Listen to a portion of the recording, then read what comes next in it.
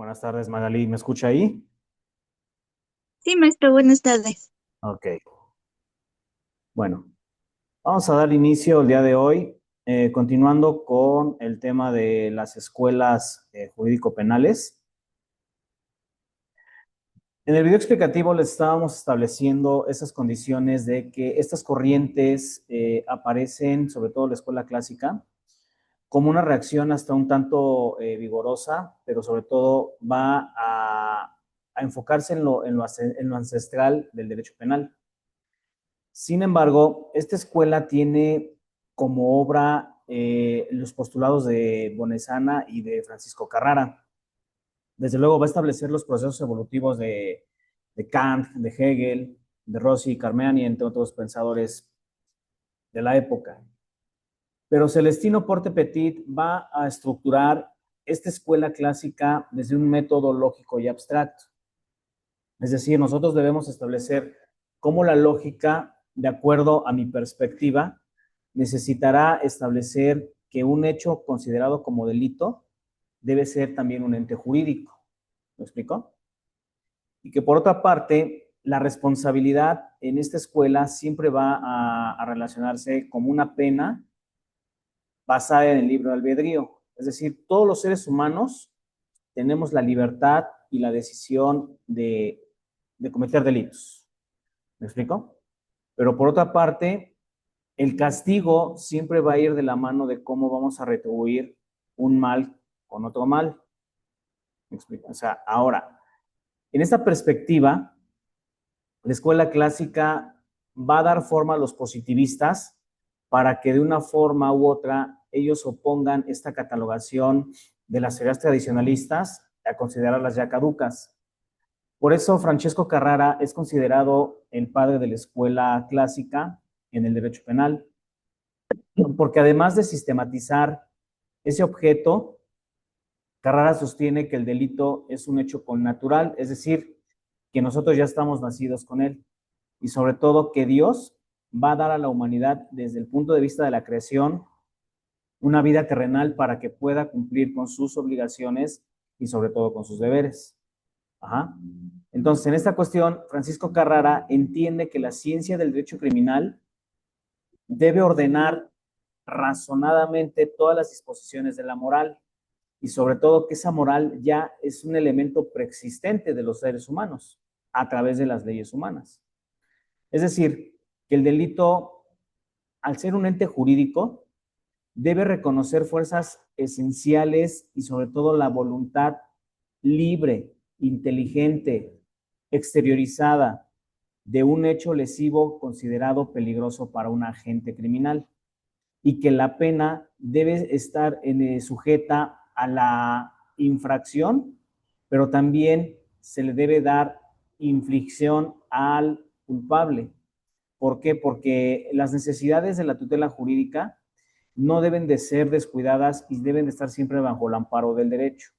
Y sobre todo que el derecho tiene que estar, además de las condiciones de imputabilidad, debe de fundarse en el principio de libre albedrío. ¿Para qué? Para categorizar ese tipo penal.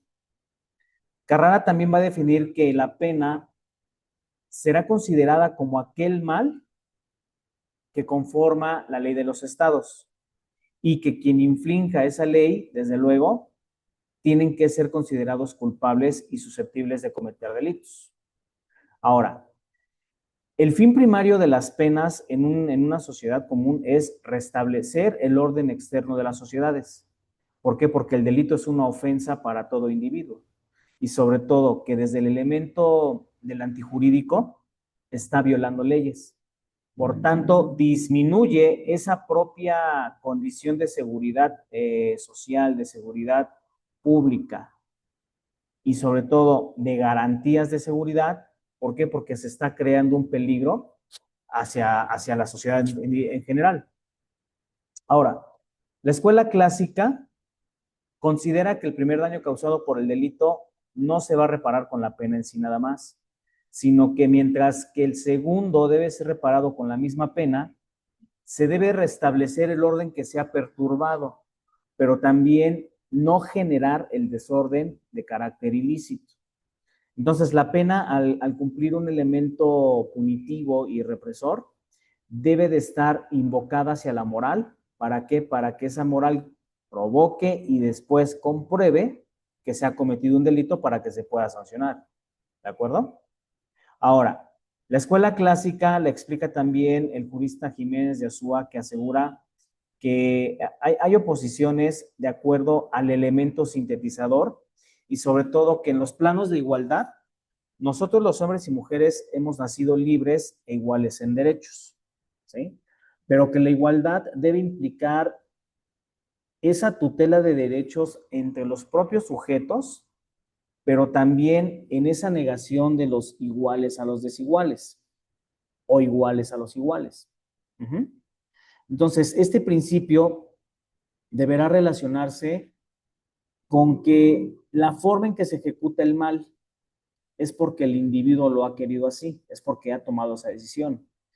Esto le va a quedar más claro, les va a quedar más claro a las personas que vayan viendo este video también, cuando abordemos el tema del intercriminis. Ajá.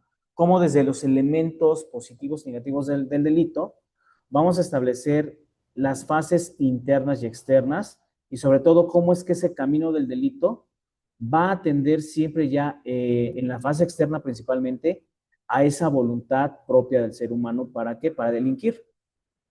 Y por otro lado, que el delito, al ser de libre albedrío, necesita establecer que el hombre está dotado para elegir los caminos que él considere pertinentes, ya sea en un bien o para provocar un mal.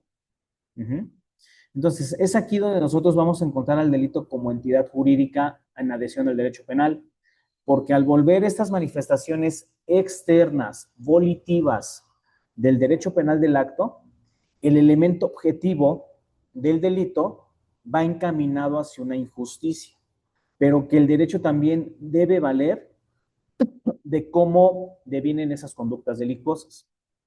Para ello, desde el elemento de la moral, se va a imputar la consecuencia del libre albedrío como base de la ciencia penal y que el hombre esté facultado para discernir qué es bueno y qué es malo, decidir entre el bien y el mal.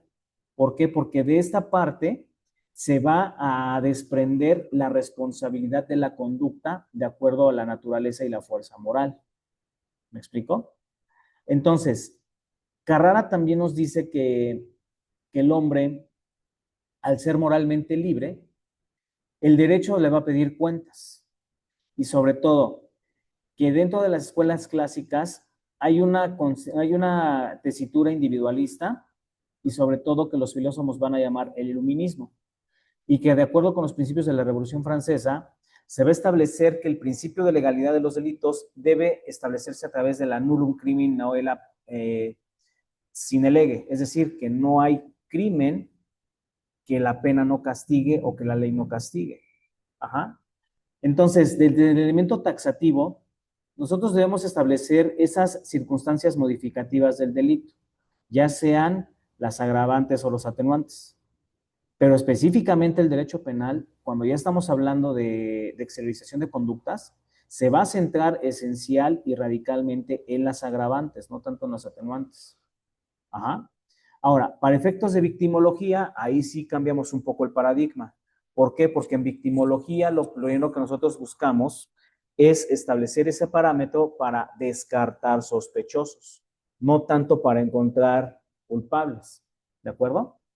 Entonces, la escuela clásica va perteneciente a las publicaciones de influencia sobre la ciencia del derecho penal y que de acuerdo con los postulados del siglo XIX, el derecho penal va a inspirar a esas orientaciones sobre cómo está categorizado el metodológico abstracto de investigar un fenómeno penal llamado delito, ¿sí?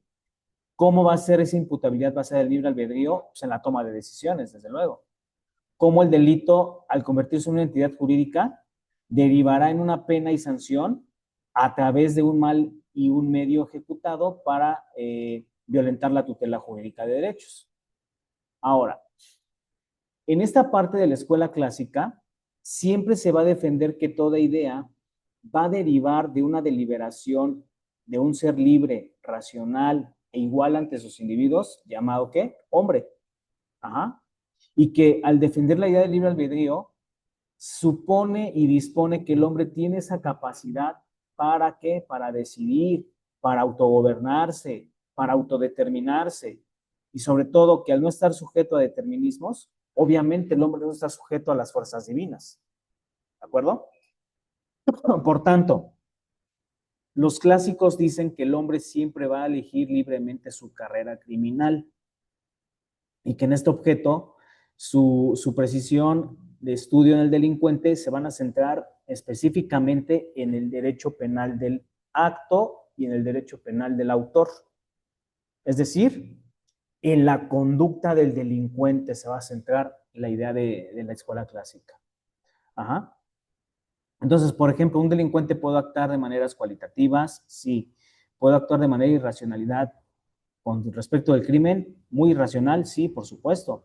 Porque el acto irracional puede ser incomprensible hasta cierto punto. La libertad de decisión dependerá del camino que a él más le convenga. Establecer una prioridad sobre el derecho penal del autor favorecerá al sujeto activo como parte del delito y sobre todo no se le debe dar mayor prestación o mayor atención a la conducta del delincuente. Por eso desde el elemento situacional y delictivo, el crimen siempre va a ser una consecuencia de lo que consideran los clasistas del mal uso de las libertades, de la pésima toma de decisiones. Y por lo tanto, son los ciudadanos criminales en potencia. ¿Por qué? Porque todos nacemos libres al final del día. Y sobre todo que en esta parte del libre albedrío, nosotros siempre hemos ideado esas conductas tendientes a generar delitos. ¿De acuerdo? Ahora, obviamente, desde el punto de vista positivista, pues esta escuela se va a basar en las ideas de Augusto Comte y sobre todo cómo a través del progreso, de la humanidad, de la religión, de los elementos teológicos, metafísicos y positivos, expone que el de estudiar el delito primero hay que encontrar la génesis.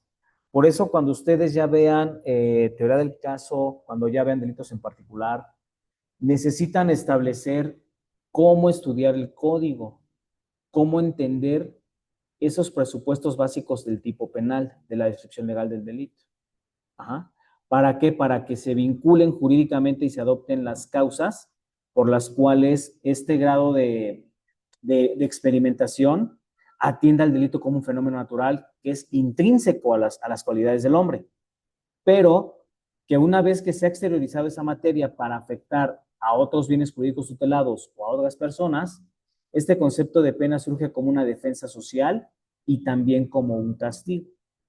Pero para los positivistas quizá el castigo no opera tanto como esta parte del medio de ejecución delictivo. ¿De acuerdo? ¿Qué representantes tenemos en la escuela positivista? Pues Rafael Garófalo, César Lombroso, Enrique Ferri, Sigmund Freud, Nicolás Pende. Pero sobre todo que para Carrancay Trujillo nos dice que cuando todavía la escuela clásica operaba, estas formulaciones intrínsecas de la metafísica darán a César Lombroso ese estadio de estudiar al delito como una entidad jurídica y como infracción a la ley penal. Por eso el delito es considerado como un producto derivado de los factores antropológicos, físicos y sociales. Ahora bien, que en esta parte César Lombroso debe partir de los elementos humanos como génesis de la actividad delictiva y sobre todo cómo se está afectando el ánimo de los seres humanos de acuerdo al ámbito social en que giramos, desde el nacimiento hasta la muerte. Porque es aquí donde nosotros vamos a ir relacionando paso a paso esas cualidades de cómo nos estamos comportando en un mundo ordinario. ¿De acuerdo? Ahora, Enrico Ferri establece a través de la sociología criminal que el método más efectivo de estudiar el delito es a través del método científico, pero que a establecer también esa relación entre delincuente, delito y víctima hay que formular penas, lo cual se denomina la sociología criminal. ¿Y cuál es esta parte de cómo socializar o cómo establecer que la escuela positiva va a contraponer los postulados de la escuela clásica? Pues aportando ciencia a las causas del delito. Por eso les he repetido muchas veces que si nosotros no nos sembramos este chip en la cabeza de que el derecho es científico, de que el derecho es tangible, de que el derecho debe ser operado con estas directrices de cómo nosotros identificamos la explicación del delito, nosotros vamos a hacer difícilmente una buena ciencia jurídica. Y sobre todo que a través de la escuela clásica se va a centrar el estudio del hecho y el castigo, pero el positivismo va a establecer que el delincuente y el delito están vinculados con una víctima para establecer ciencia política, ¿ajá? Para establecer política pública, política criminal. Ahora, la escuela positiva siempre va a entender que el método al subordinar esos fenómenos sociales van a centrar como parte elemental a la observación en un análisis de estudio. ¿Por qué la observación? Porque los fenómenos van a interesar a tipologías delincuenciales y sobre todo que la escuela positivista va a estudiar a la pena como un conservador del orden social. Es decir, que si yo infrinjo la ley, pues obviamente voy a tener un castigo y que mediante el castigo yo puedo mantener el orden social. ¿De acuerdo? ¿Hasta aquí alguna pregunta, alguna duda? No, ninguno. Bien. Entonces, si yo desde el elemento positivo defiendo la desigualdad de los hombres, es porque a lo mejor las anomalías criminales van a responder a condiciones de herencia, orgánicas, psíquicas y químicas, de cómo está trabajando el cuerpo humano. Ahora, esta parte de la escuela positivista rechaza sí la condición hasta cierto punto de libre albedrío, pero va a estipular en el derecho penal ese segundo plano de utilidad para las tomas de decisiones y el apoyo a los jueces. ¿Por qué? Porque de acuerdo a esas decisiones judiciales, los delitos van a tener mayor regulación en una sociedad. ¿Sí?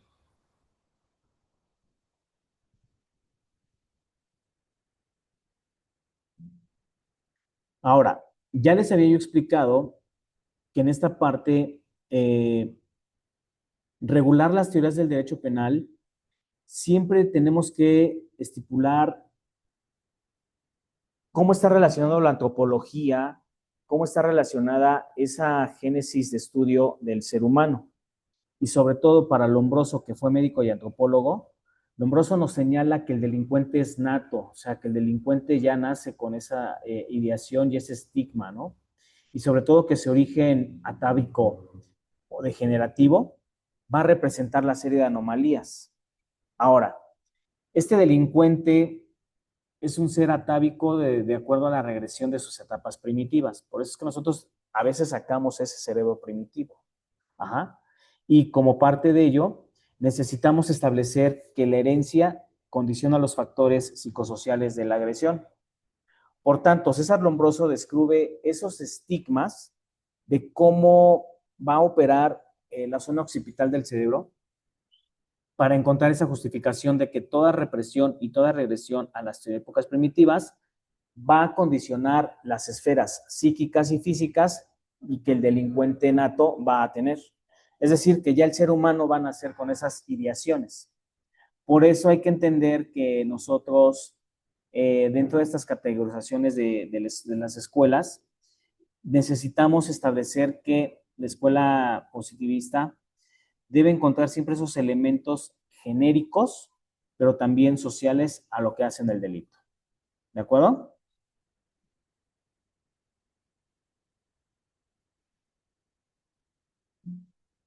Bien. Ahora, dentro de las escuelas encontramos la escuela terza escuela o la tercera escuela italiana, ¿no? Pero también en esta condición, esta escuela va a relacionar postulados de la escuela clásica y de la escuela positivista. ¿Por qué? Porque su llamado va a ser crítico, va a ser ecléctico, va a ser clasista, va a ser positivista, pero sobre todo que esta escuela, al surgir en Alemania también, va a coincidir con los postulados italianos que van a conseguir esa importancia de conciliar a la justicia con el finalismo del derecho penal. ¿Y qué es el finalismo del derecho penal? Pues establecer postulados ¿para qué? Para que nosotros no sigamos cometiendo delitos. Por eso, la tercera escuela va a negar al libre albedrío como concepción de un fenómeno llamado delito y que va a atender a su refuerzo individual y social para que atienda de manera puntual y desde un estudio científico ese rechazo del principio de responsabilidad legal y absorber al derecho penal a través de la sociología criminal. ¿De acuerdo? Ahora, en esta parte, nosotros al negar el libre albedrío, necesitamos distinguir a la escuela clásica como el principio de responsabilidad moral. ¿Por qué? Porque aquí, de acuerdo a los inimputables e imputables, de acuerdo a los casos a seguir, nosotros establecemos en esa eficacia intimidatoria a la pena y sobre todo que consideran al delito como un ente jurídico que debe de ser dotado, sí, de la libertad, pero con ciertas restricciones. ¿Ok? Ahora, va a señalar que las ventajas del método inductivo plantean reformas de un deber ser como que propicia el Estado, pero también se va a interesar por el delincuente más que por las condiciones en que haya cometido el delito. Señala que la imputabilidad debe dimanar de la voluntad y los motivos que determinan esa parte del sujeto al dirigirse en sociedad y sobre todo en esa actitud con relación con las escuelas clásicas y positivistas, la tercera escuela debe entenderse como esa semirresponsabilidad de asumir las penas y las medidas de seguridad cuando nosotros establecemos ese comportamiento antijurídico, pero que de acuerdo a las sanciones, la doctrina debe ser enfocada como una defensa social y tutela de derechos. ¿Sí, Magali?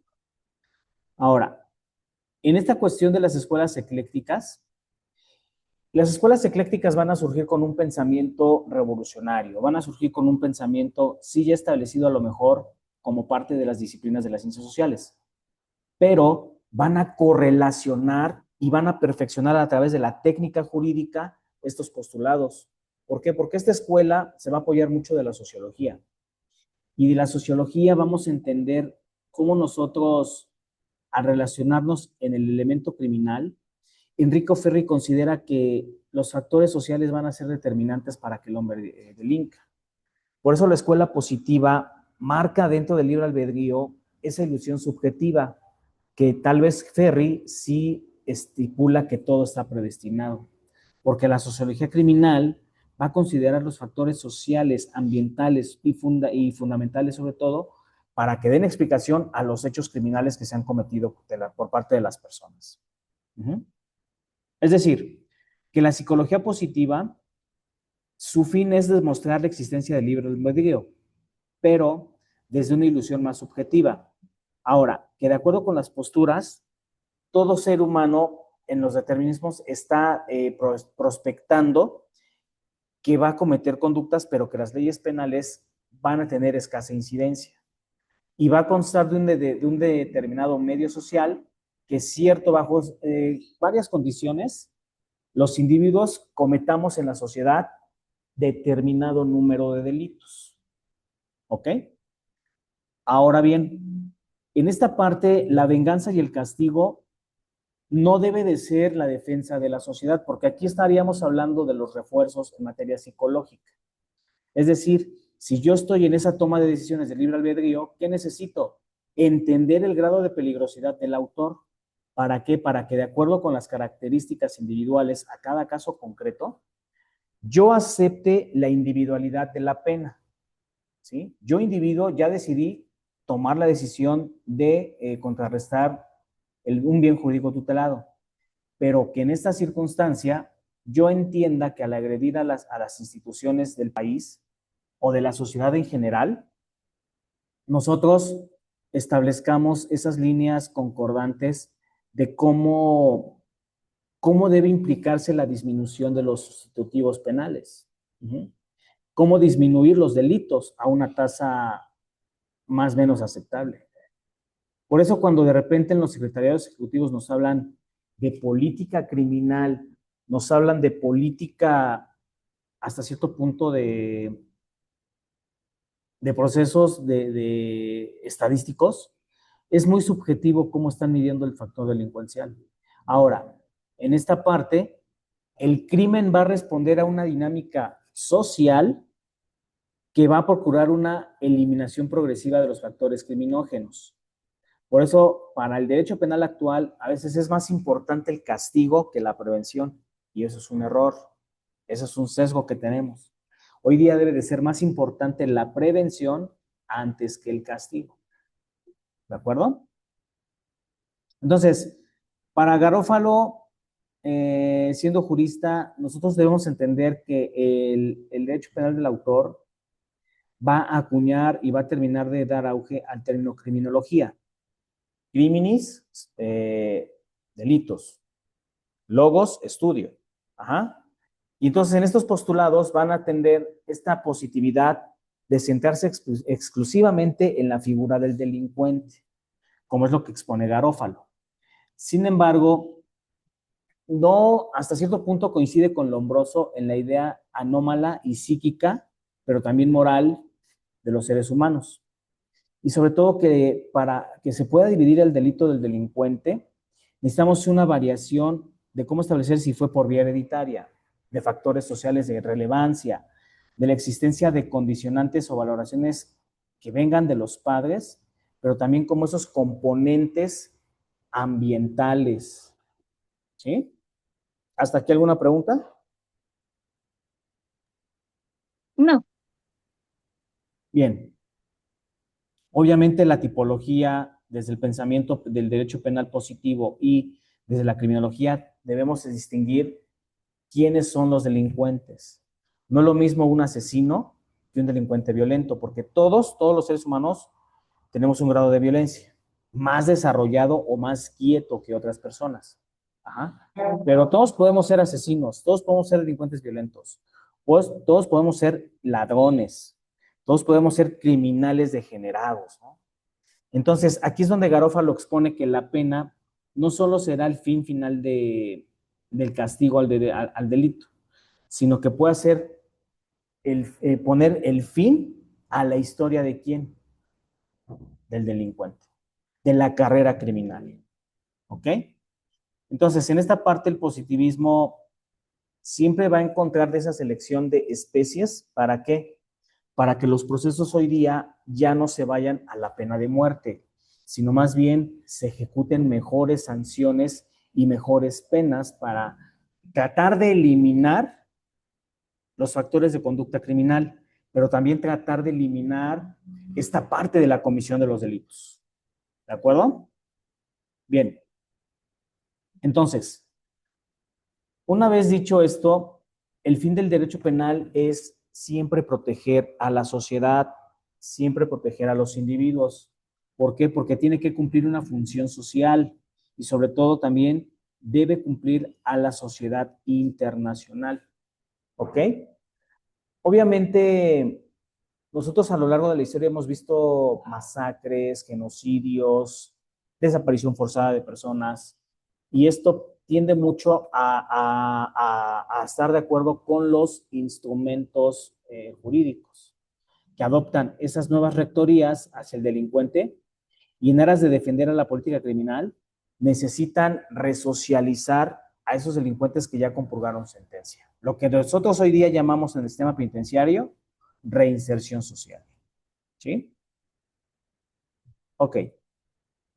Entonces, para la escuela sociológica, el repudio de la pena retributiva va a afirmar ese concepto finalista del derecho penal y sobre todo que en ese predominio de finalidades preventoras especiales, la recaída del delincuente debe ser en esas condiciones de cómo lo estipula Jiménez de Azúa, en un dualismo para utilizar los medios jurídicos y por el otro los medios materiales, que el delito, al conceptualizarse como una entidad jurídica, debe ser imputable y esa persona debe ser considerada como peligrosa para el sistema.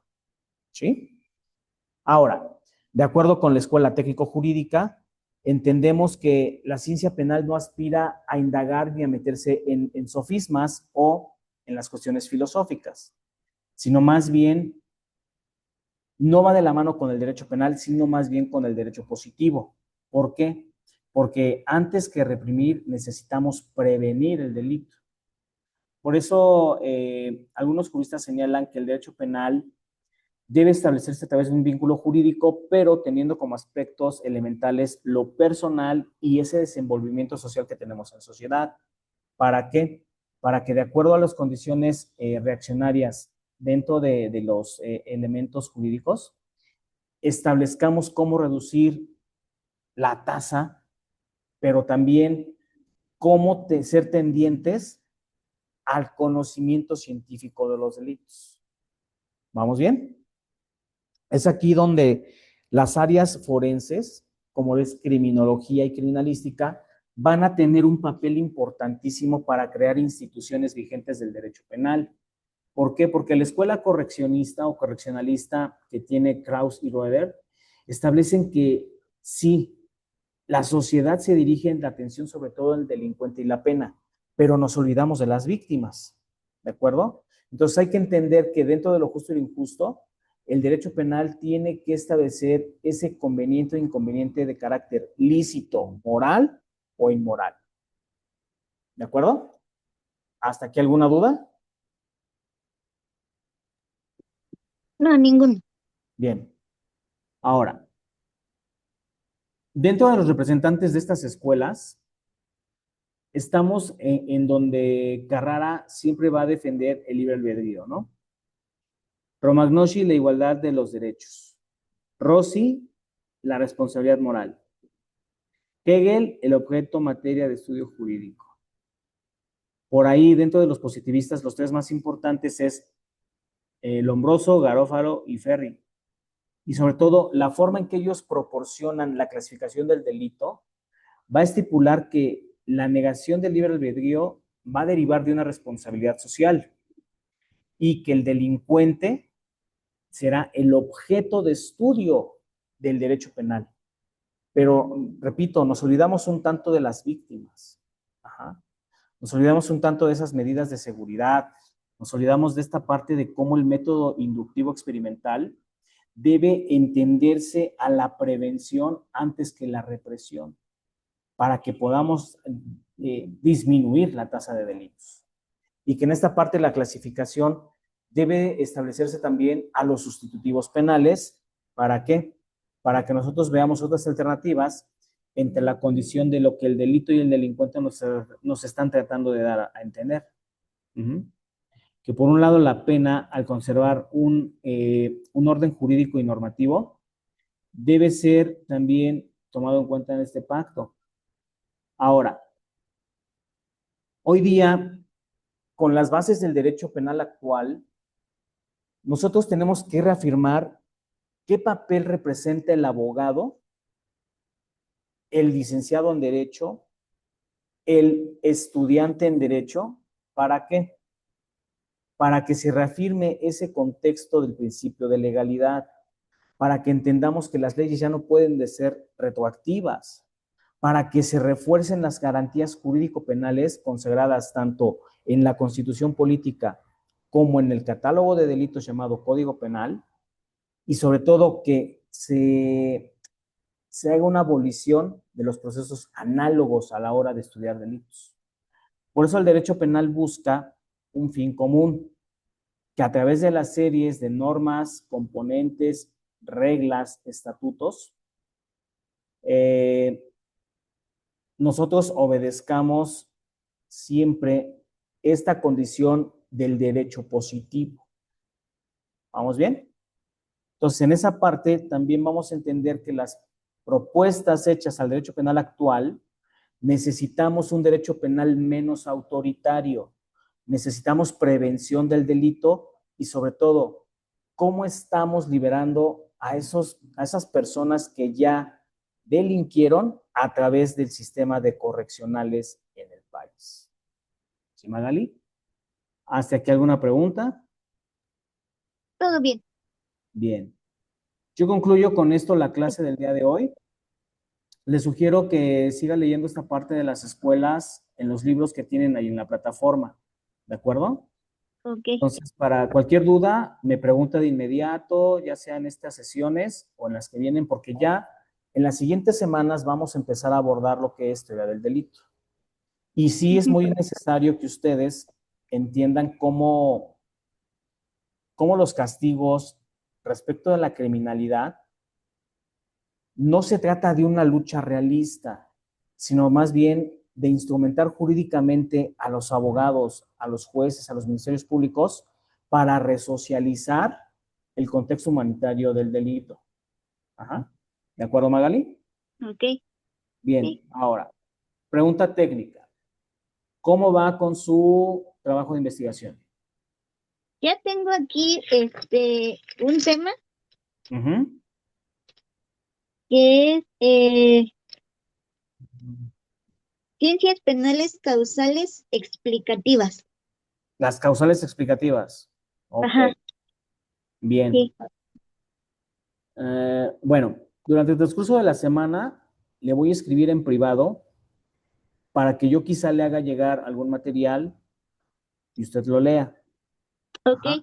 ¿Por qué? Porque las cuestiones causal explicativas del delito, sobre todo de lo que usted va a disertar, tienen que ver con criminología y criminalística.